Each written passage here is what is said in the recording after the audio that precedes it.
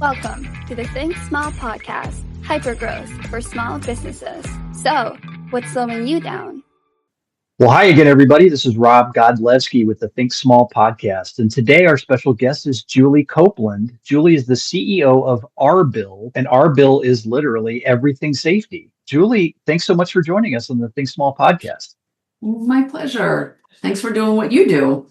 Oh, it is also my pleasure. I appreciate that.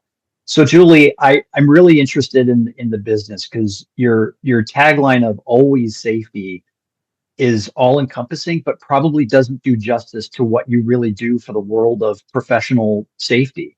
You not only market and brand your own PPE or safety equipment, but you have unique distribution methods for that equipment. You do safety training.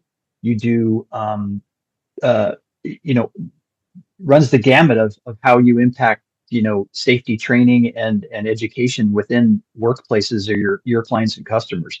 Tell us a little bit more about the business itself and how you rose to your level as CEO of the company.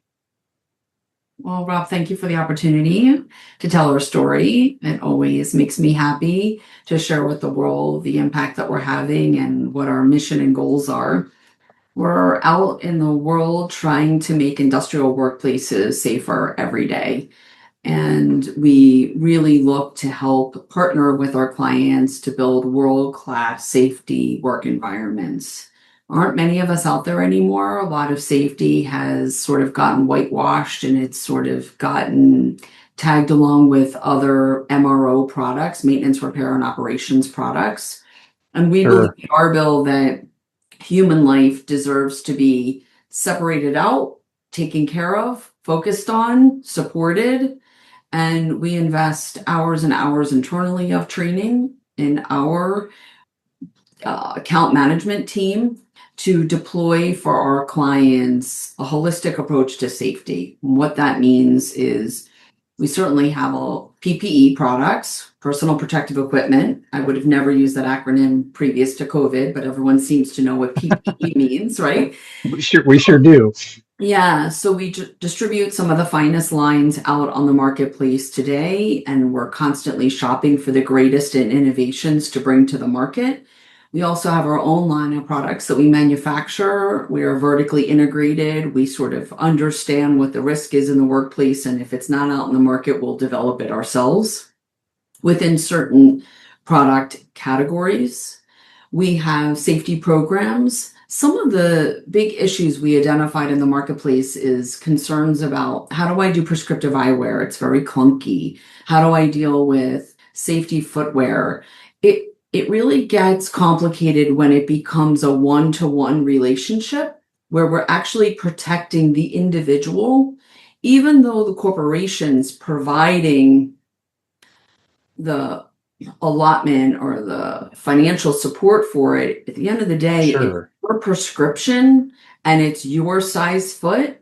And so there is this one-to-one level of protection. And we've done a lot of work to bring to the market really seamless solution for the corporation and of course for the employee themselves to remain protected.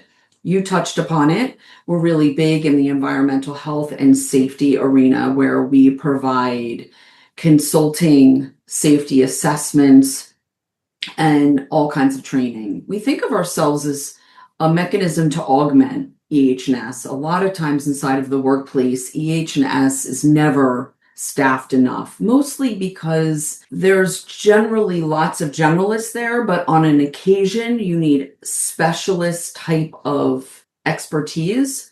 So many of our clients lean on us for that, where they need to Of do course.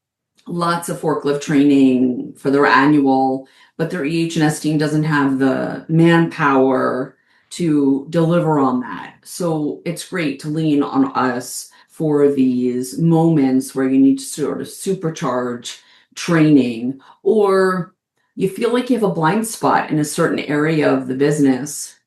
Risks are on the rise, and we can come in and help diagnose the situation from a fresh set of eyes and identify what the risks are and help you appreciate and understand what the solutions might be for you. So that's our EH&S side of the business. There's a lot more to it. We do it bilingual, on and on, but that very high level. And then the third piece, which you also referenced, is our technology side of the business. And two things relative to that. One is sort of safety in stock. So we want to get safety products, PPE, where you need it. And we have an incredibly innovative vending solution that gives workplaces kind of a 2-for-1. So if you're used to vending today, sort of the candy coil machines, we've changed the game on it entirely. Our solution is 2-for-1, double the capacity within a smaller footprint and an incredible amount of data. So we can tie PPE needs to specific JSPs, job safety profiles, really helps organizations manage proper protection for the proper job profile. And then our latest innovation is on the safety technology side is TruSense, where we come in and we provide a sensor technology that helps the employees who are working in and around forklifts or robots or cranes to help prevent them from being hit by any of those moving objects. And it really puts the employee in the driver's seat to help protect themselves against some of these risks that they may be surrounded by.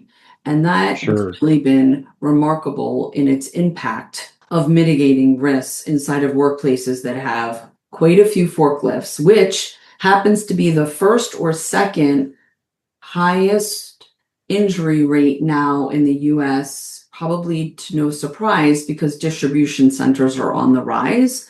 So it is a growing risk in the workplace where you have more and more forklifts and employees are getting injured or having a near miss because a forklift is carrying so much tons of materials, and sometimes the driver just doesn't see the employee. Right. You know what really intrigues me about your business, Julie, and this is absolutely meant as a very sincere compliment, is there's lots of companies out there that make safety equipment, PPE, right? There's lots of companies then that have safety training programs. And there's probably a lot fewer, probably very limited number of safety technology manufacturers and implementers.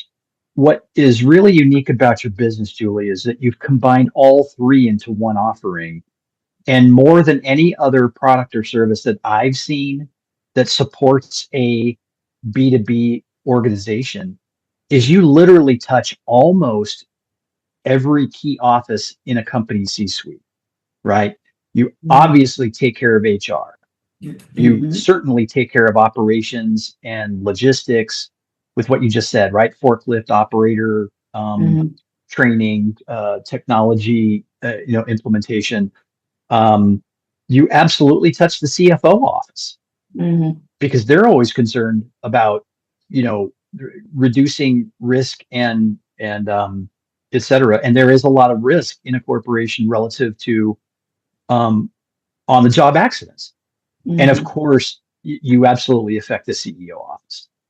So I really do think that you have a very unique offering to the marketplace. And I've never seen another business that combines these three key areas.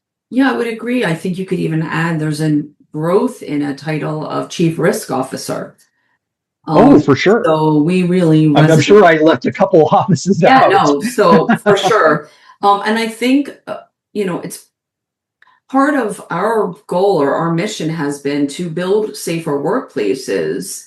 That's not going to take just product alone. It takes so many different aspects. And so often when a company thinks about safety, it might take different components, different companies, different partners. And we try and step into this idea of you, the customer, can partner with us, Arbill, and together we're going to reduce the risk in the workplace. Instead of you need this company for this and this company for this, we can look at it really holistically so that together we can really identify opportunities to build world-class safe work environments. Julie, I wish I would have known about your company about 15 years ago when I was, sitting in the leadership team of a large Fortune 100 company, Mm. and we were tracking recordable safety incidents as a key KPI on a monthly basis. And it was my first exposure to realizing how important measuring and monitoring the safety of our employees is. And we had so much education behind it about it's not just safety at the workplace, but safety at home. How Mm. important it is to make sure that our employees are going home safely to their families so that they 100%. can come back to work the next day or the next week and kind of repeat that safety cycle, if you Yeah. will. Yeah. No, it's That deeply personal for me. When I took over, it has to be. or we were not as focused on safety in the way that we are today. And as a mother of three, I thought, these are mothers, these are fathers, these are daughters, these are sons. These are part of a bigger family, and we got to make sure that they return home in the same way that they came that morning or evening, whatever their work Right. schedule is. And it's a real commitment, a real passion on our part, a real obsession to constantly find the next thing to serve, to help, to create the best in safety. Yeah. So, Julie, you've been CEO now for quite a while. It was 2005 when you took over the role, correct? So clearly you've seen a lot of ups and downs, times of great sales acceleration and times of kind of sales contraction and maybe weaker sales environments. Talk to us about a time when you were leading the business through a time of contraction or weaker sales, if that even ever occurred. I'm sure it probably did. How did you navigate the business through that period? And not only from an operation standpoint, but from an employee standpoint? Yeah, I think about, so 2005, I take over and I work to create a new team that's ready to take this business on for the next generation. And we're really starting to gain a lot of traction. And in 2006 and 7, we start to have some really nice growth and win some really interesting new corporate accounts. And then you might remember 2008. Absolutely. So we were protecting, wonderful Fortune 100 clients, and they were laying off cities worth of people. Right. And so the recession was real, and it was overnight, and it was quick, and it had a ripple effect. And here we were protecting thousands of employees, 10,000s of employees, and they were out of work. And we Right. were out of the opportunity to protect all of them. So we had to quickly react to that. And in every case that we could, I remember doing some furloughs, and we mitigated some benefit packages to try and retain as many of the employees as we possibly could, because we have a really talented group of people that we really depended on, leaned in on. And so we kind of all went in on it together, tried to Mhm. keep the morale as high as we could. I started at that point doing town halls to try and communicate kind of the good, the bad, and the ugly. It's great when things are great. I think real leadership has to step up when it's difficult. And so it was very important to me to communicate what we were doing, what we were trying to do. And there was a process in which we still went out to the market to protect more people, and we had a great solution. So we went out and found more clients, and within a year, we were already back on the rise. Even though the economy hadn't turned around yet, we had a really great foundation. So we just had to go out and tell the world about us and see if we could find some other people to protect. But I remember at the time I Hmm. was pregnant with my third child, and it's a really, really dark time to Yeah. think about having to do this with our employee base. And I just remember thinking, I have to keep finding ways to be grateful. I have to keep shining a light on this will all be okay. Everything will be okay. And I'm happy to say I had a healthy child, and I have a healthy business, and we're here today, and we're over 80 years old, and we're thinking about what's it going to look like to reach 100, and Yeah. how do we recreate and reinvent so that we can continue to meet the needs of the future of safety in the workplace with robots coming in. What does that mean? And who are we Hmm. protecting in the future? And so on and so forth. So we're really good at focusing on the reinvention. I don't think you can be around for 80 years without kind of that muscle to reinvent and reshape. So that's what we're really thinking about today. What's the future hold? How do we protect people in the workplace? And what role will technology play? Because it's clearly going to have a greater impact than it's ever had before. I agree. I totally agree.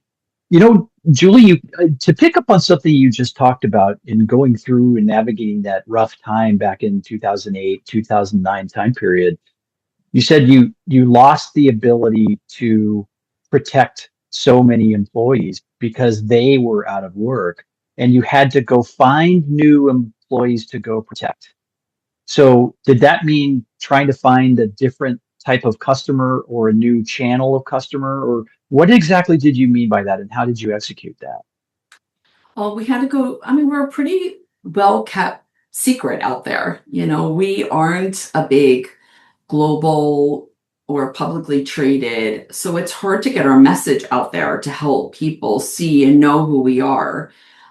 So I had to do some work personally to help the world learn about Arbill. And that's what I meant. Sure. You got to get out there and help people know that we were here, make them aware of the opportunity to work with us in ways that I hadn't before. And one of the key things that I did at that time, right when I became CEO, a customer of ours at the time, not as big today, but they're called Tyco. I don't know if you know the group. They were quite large at the time, and they I were do know the very group. I busy actually buying worked with one up. of their offshoot companies Okay, recently. super. So they were busy buying up lots of companies, and we Yeah. were able to win their corporate contract. And it was the chief procurement officer there, Shelley Stewart, who said to me, Julie, you need to get certified. And I said, certified in what? That's what I And was going to say. right. Certified in what? So he said, well, get certified that you're a woman owned business. And I said, okay, who cares that I'm a woman owned What'll that business? mean? Yeah, I didn't understand that he looked at my leadership as very unique and that there aren't many businesses out there that Yeah. are growing that can handle a corporate account such as that Yeah. are being led by women. Women are faced with lots of social and economic challenges to be the breadwinner or a leader of an organization and a mother. So I didn't know there was organizations out there that could certify you and that would help you. Right. So I went and found this organization called WeBank that certified me as a women-owned business.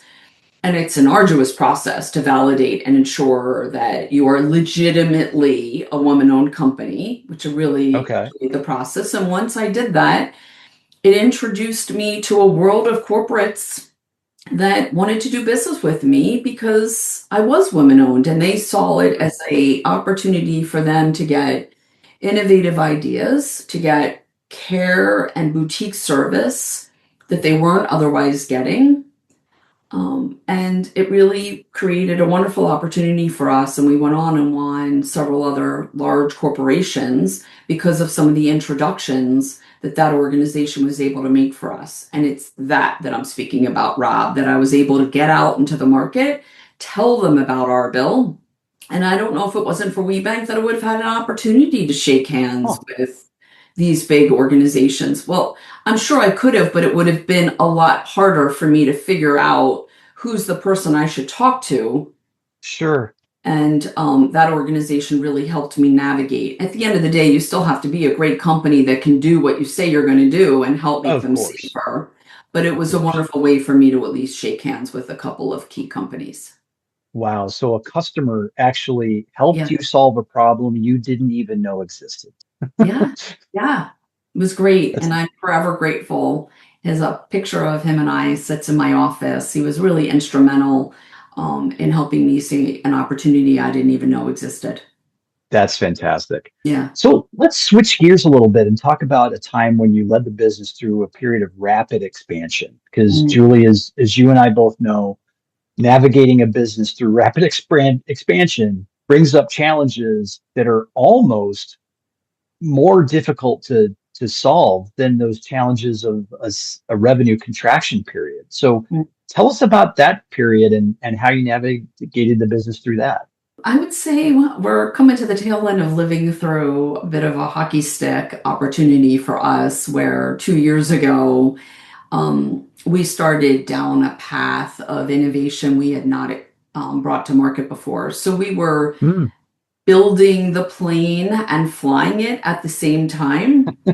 And you're learning and training others and learning and retraining all at the same time.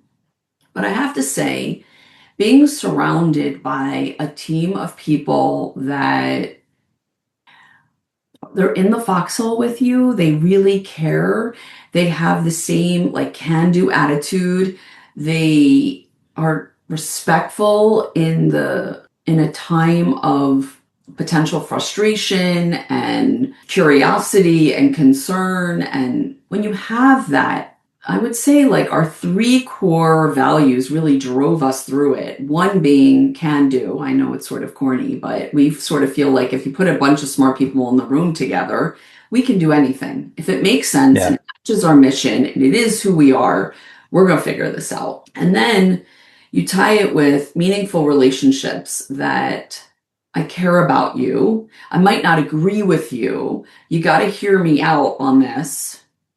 And to have that kind of mutual respect, it's amazing when you put your ego aside and you're just doing this to help each other, how much you can accomplish. And then wrap it all up with continuously innovating and improving. Hmm. Hmm. Whatever I did last week, if I could do it better this week, let's go do that. And Right. nobody's sitting on their laurels saying, well, it works. Well, if it could work better, let's make it better. And I think those are some of the key elements that helped us through it. And I think foundationally, the team feels comfortable now in the ability to handle hockey stick moments, because it's like a muscle, and then you just pull upon it and you're like, this is familiar, I know how to do this. Yeah. So when was so the most recent hockey stick? You're just kind of coming out of that period, right? Yeah, And yeah. okay. And so it was one of those technology components of your business that was the impetus for that period, correct? Yes. And Mhm.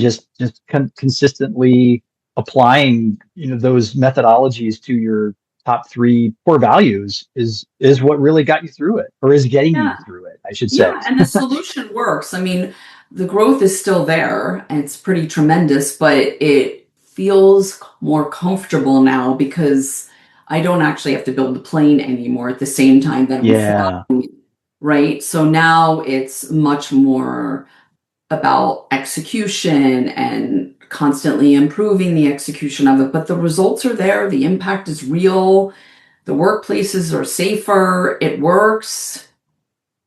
We're really good at it. Yeah. So that part, it just feels good now. And I love the phrase you used, building the muscle, right? Because now Yeah. your team is ready to flex Yeah. that muscle when the Yeah. next challenge comes around. That's amazing. Yeah. And So it's given us an Julie, opportunity to hire some new talent, and that new talent allows fresh ideas, and it keeps yeah, pushing us to even be better, which is great. that's awesome. So Julie, what's on the horizon for Arbill in the next, say, 3 to 5 years? What does the future look like for you?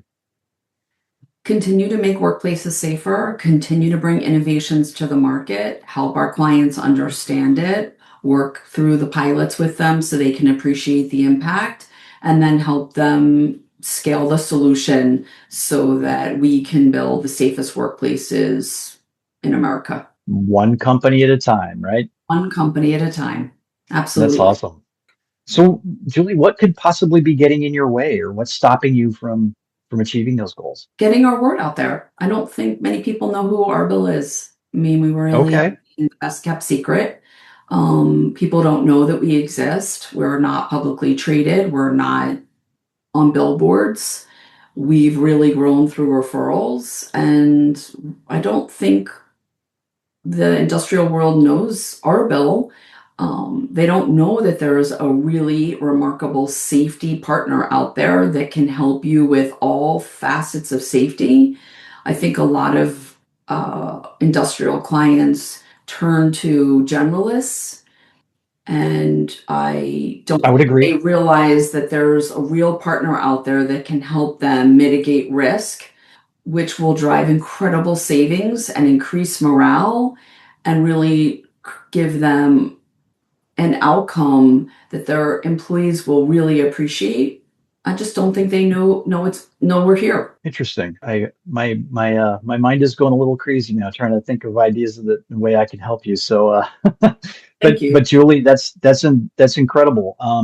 Listen, Julie, do you have any last kind of thoughts or words of advice for our podcast audience relative to navigating a small to mid-sized business, through these challenging times, either in a sales contraction mode or a drastic sales acceleration mode? What kind of advice do you have for our audience? I say this humbly because I think we're in a world of lots of advice that goes around.